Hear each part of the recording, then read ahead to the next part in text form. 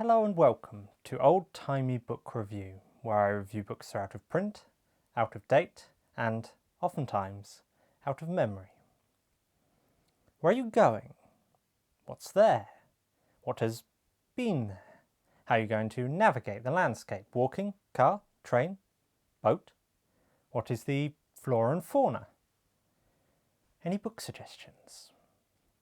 It is only the first of these questions, where are you going, that needs to be answered before the subject of this video can fill in the rest. Published by Ward Lock & Co., these so-called red guides, iconic for their tasteful, sturdy burgundy cloth covers, became popular travelling companions for many British tourists from their first publication during the golden age of rail travel in 1892, through the rise of the motor car, and up to as far as the 1970s. What made them so handy for travellers was that each volume focuses on a specific region, detailing its history and geography. Between the covers you'll find numerous maps and photographs and pieces of information on the landscape of the chosen guide. Moreover, as you can see with this example, they were conveniently sized to fit within a coat pocket or bag. As such, a traveller through Britain's countries and counties in the early 20th century, once they had established where they were going, could have all the questions I listed, and many more, answered through the purchasing of the relevant Ward Lock guide. That was in the last century though. These publications are remnants of a time when one was expected to be able to read a map without the use of satellite navigation. The pace of travel was slower, and a traveller, when seeking out knowledge of where they were headed, turned to the printed word as the primary source. So, enough perambulating around the subject. When deciding to review one of these Ward Lock guides, I kept one logical question at the forefront of my mind. How worthwhile would referencing one of these vintage red guides be when travelling today? Of course, the road networks have greatly expanded. The rail networks are hardly as trusted. The accommodation advertised likely no longer exists, and certainly not at the pre-decimalisation prices listed. Places change. Britain has changed. The volume I decided on was this 1927 volume on the Wye Valley, and it was to the Wye Valley that it accompanied me. That all comes a little later though. First, before I could commit myself to such a travelling companion, I thought it would be worthwhile to seek out a contemporary review just to see what others were saying about these Ward Lock guides at the time. I did a little research and found in the Birmingham Gazette from the 28th of April 1927, the year of this volume, this quote in a column titled Books for Travel and Holiday Reading. The red-backed guides published by Messrs. Ward Lock at 2 shillings each are a reliable and well-arranged series covering all the British holiday resorts. A strong feature of them is the excellent maps and plans. They go comfortably into the tourist's pocket, and he will find that they are not written in the conventional guidebooky style, but that they present a great deal of information about places, history, customs, flora and fauna in an interesting manner.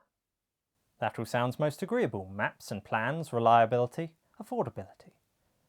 But what stood out most in this little paragraph was the reference to the Ward Lock guides being written in an interesting manner as opposed to a conventional guidebooky style. And when looking into what was said about the Ward Lock guides at the time, it is often their style of writing that's most commented upon. Following the path this stylistic question took me down, I found myself looking into guidebook history, the history of the guidebook as a literary form, in the hopes of finding out what made the Ward Lock guides interesting rather than conventional. What was the prosaic convention, and how might the Ward Lock guides stand out from it? Edward Living, in his monograph on the publishers, observes that when they were first developing these guidebooks, Ward Lock noted the public's growing tendency to explore the British Isles. The ubiquity of the railway lines played its part in the growth of travel at holiday times and the increasingly popular weekend. At Easter, Cornwall was the resort of the well-to-do, in August of working-class folk. The Lake District was thronged with families in the summer who climbed its fells without any of the fears that prevented their ancestors from doing so a century earlier. Women took to walking after the passing of crinolines. Also, like their menfolk, they had taken to bicycling when the two low-wheel type of machines supplanted the perilous penny farthing. The tandem too came into fashion and added its touch of romantic adventure to this form of self-propelled travel. This is an informative passage with Living outlining a number of the key social changes that made travel more popular as a leisure activity.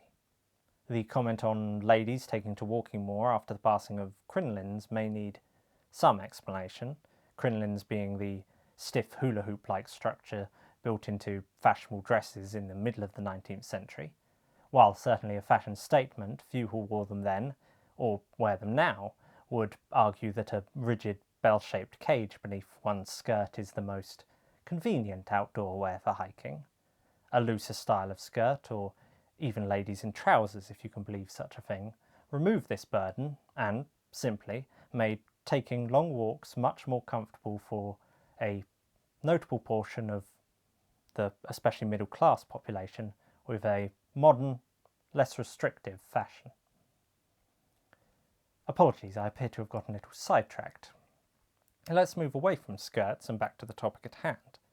As mentioned, these red guides were first published in 1892, but Wardlock had actually started publishing other guidebooks 2 decades earlier, in the 1870s, following the trends listed by Living, railways, bicycling, weekends.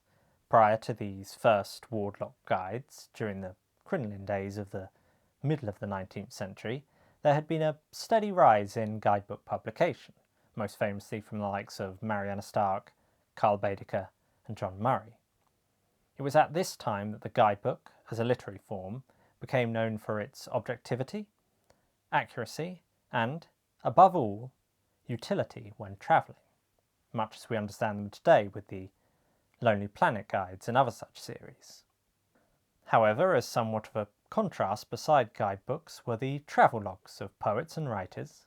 These travelogues had been popular since at least the 18th century as a way for literate, middle and upper class folk to experience travel in the sedate environment of their sitting room.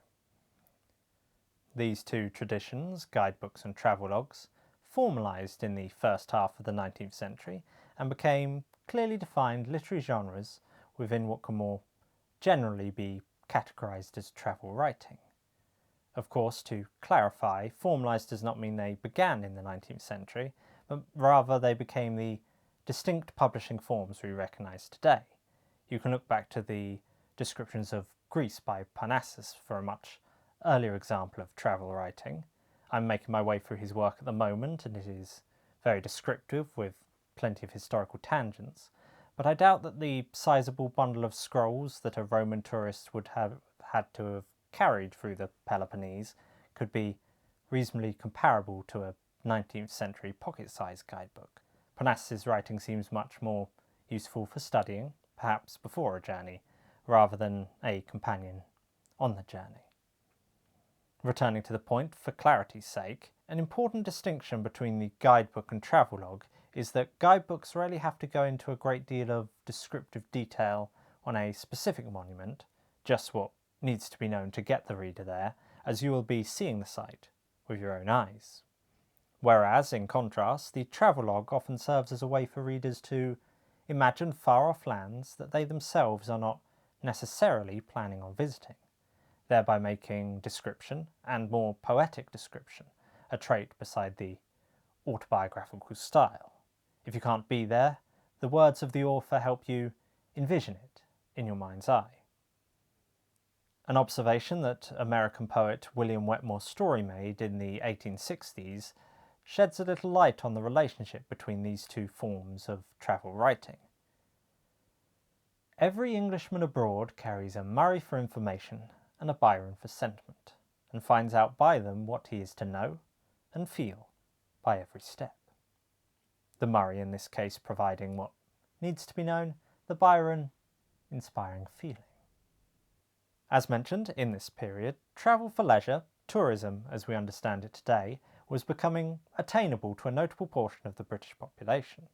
The days of continental travel being almost solely within the purview of The gentry on their grand tours was evolving into an attainable middle-class activity.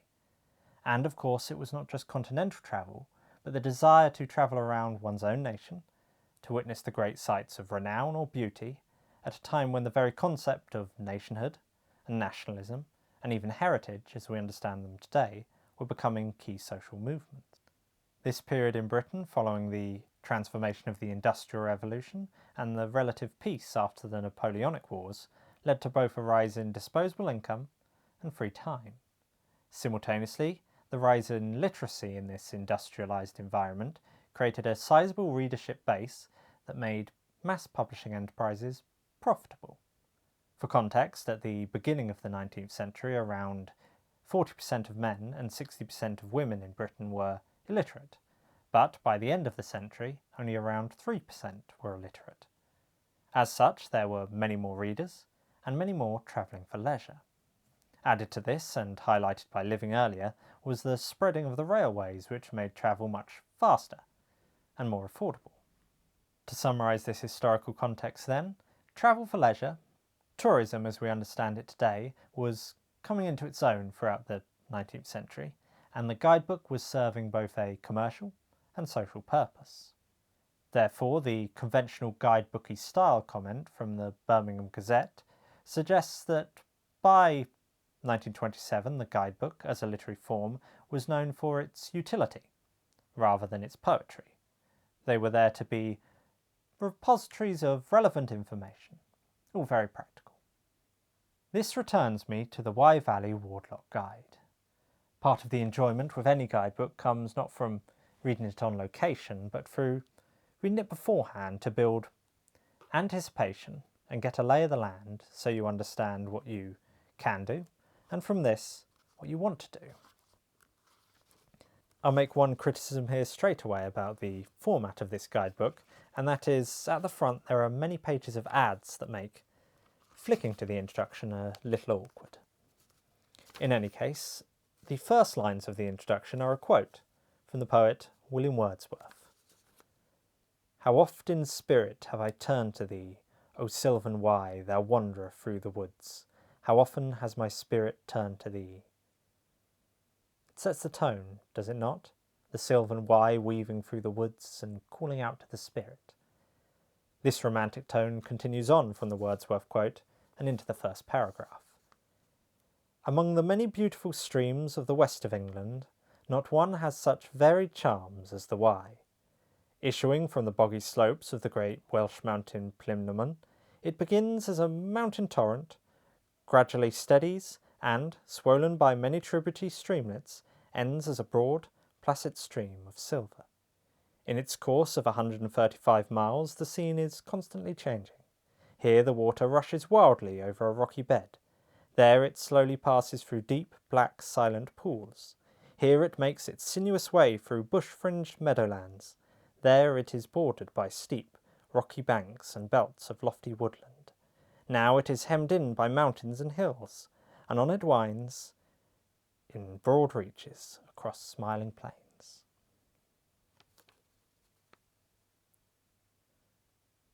What I get from this introduction is the sense that the Wardlock Guides, in terms of writing style, were trying to straggle the line between information and sentiment in one handy volume.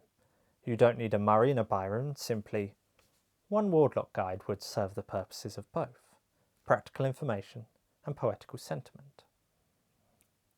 What the introduction as a whole does is outline the history, the railway facilities, the road routes, how to travel the Wye by boat, and lists hotels and their tariffs. One section of the introduction in particular stood out to me, though, as someone who is rather fond of books, and it is here, titled Books to Read, which lists many literary works that take place within the Wye Valley. From these, a reader can get the sense of how storytellers have portrayed the place, giving a cultural overview alongside a historical and geographical one. Perhaps I'll look into a suggestion from this or another Wardlock Guide in the future for a Olde Timey Book review. Further inside the book there are 3 removable maps, including a detailed topographical map of the region, a more focused map of the Wye Valley itself from Hereford down to the River Severn, and finally a street plan of the city of Hereford.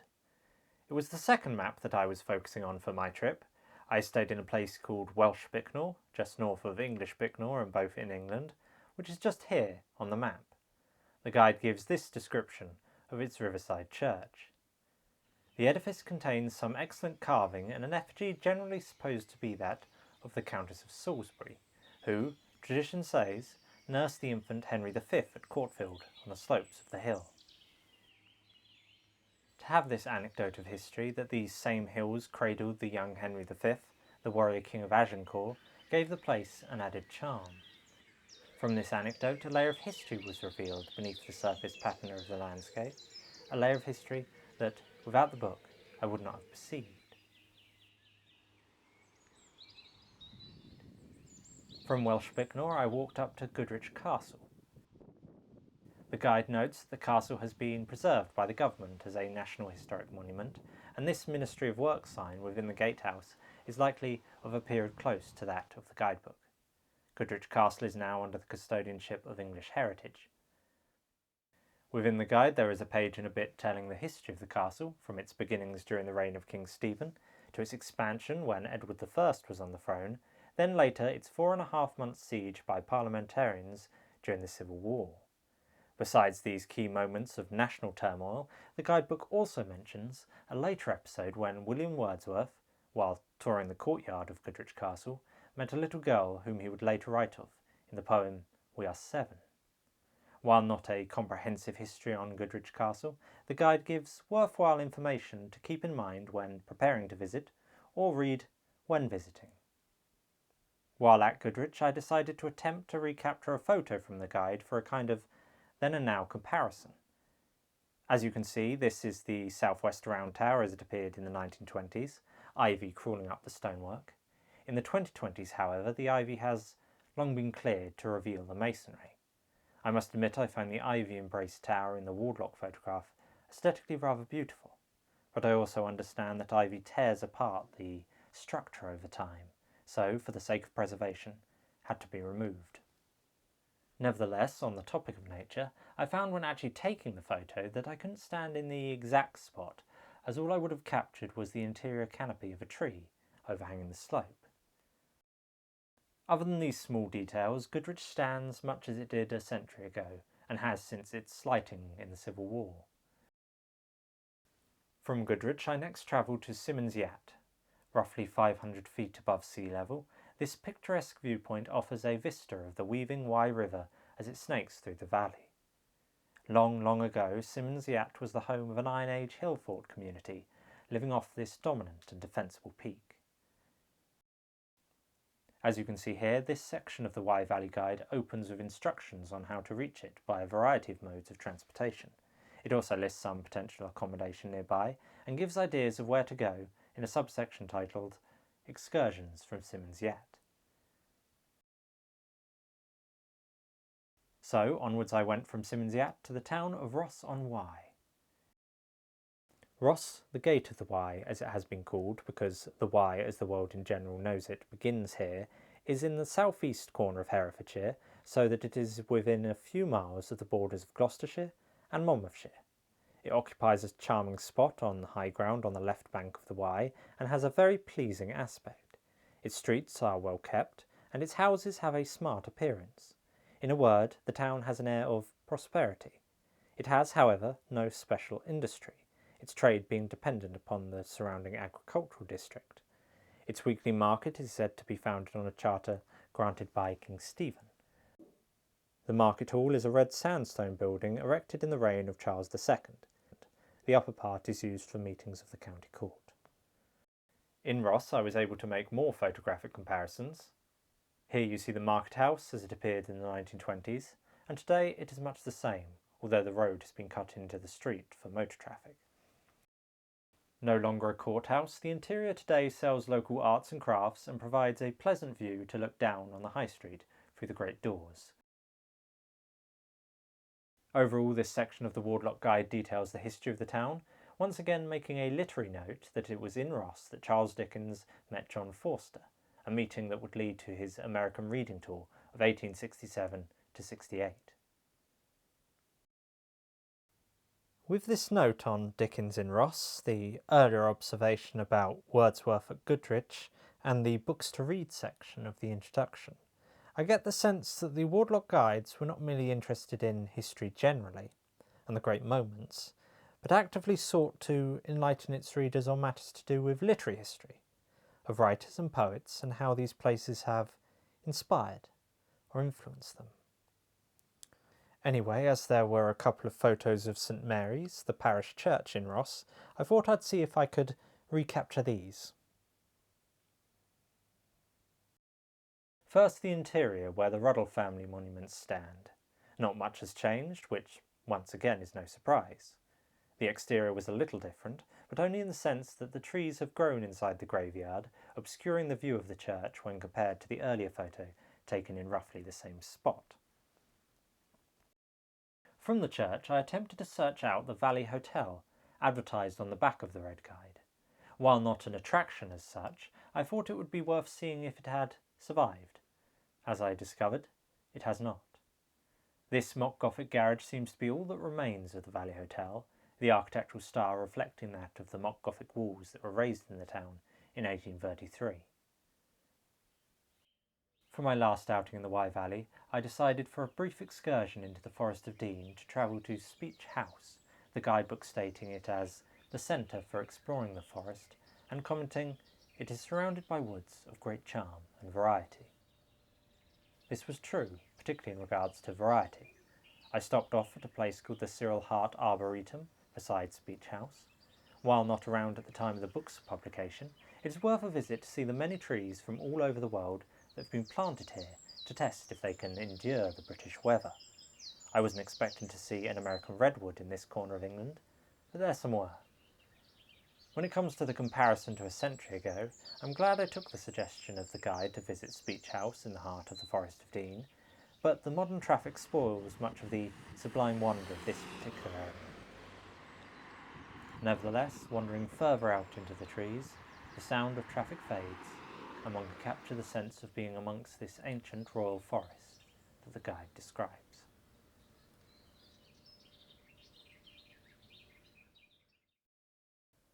The Wardlock Guides were published in great number due to their popularity, and were often updated. In fact, inside this guidebook, around page 129, there is a note from the editor that asks for readers to inform them of any alterations or changes to apply in future editions. I should make a little list. For their original buyers, the Wardlock Guides provided a reliable source of useful and relevant information, helping holidaymakers get where they wanted to be. Within the pages you'll find easy-to-follow directions, historical descriptions, lists of accommodation, and even book suggestions to help you understand the landscape you're stepping into. The guidebook's many black and white photographs and multiple maps make navigation and the choosing of where one wants to visit much easier. I say this having used it for this purpose. From my research, it appears that what made these red guides attractive was their affordability, their iconic design, and their writing style, a style that sought to inform and, to a certain degree, romanticise. For us today too, these vintage guides help us understand the landscapes that they chart out.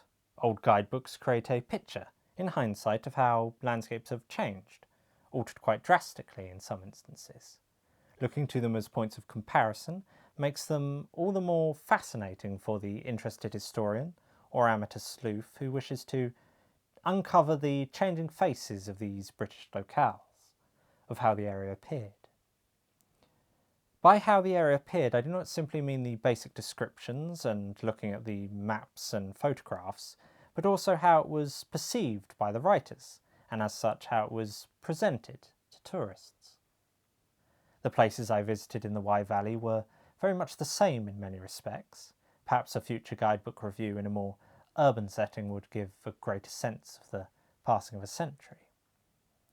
To conclude, reviewing the utility for you, dear viewer, of purchasing one of these vintage red guides, I would say they are more useful for those wishing to travel in time, to gain a historical perspective on a place, rather than for the average tourist for the sake of practicality. Of course, if modernity, up-to-date listings of prices and such is what you're after, or accurate maps of the road routes, then don't bother. But I will suggest, if you live in the British Isles, to perhaps seek out a Wardlock guide of your area, or an area that's particularly meaningful to you, just to see how the landscape has evolved. They usually don't cost too much, around £10 to £20 in my experience. Most of these on the shelves were collected by my father, and I'm grateful that I've had them to hand as a resource. Understanding place is so much a part of belonging, opening up the manifold vision to see both the landscape of the past and present as one. These can still guide you on your excursions, as I've discovered. So why not choose a vintage Wardlock red guide as a travelling companion? It won't get you too lost. I hope.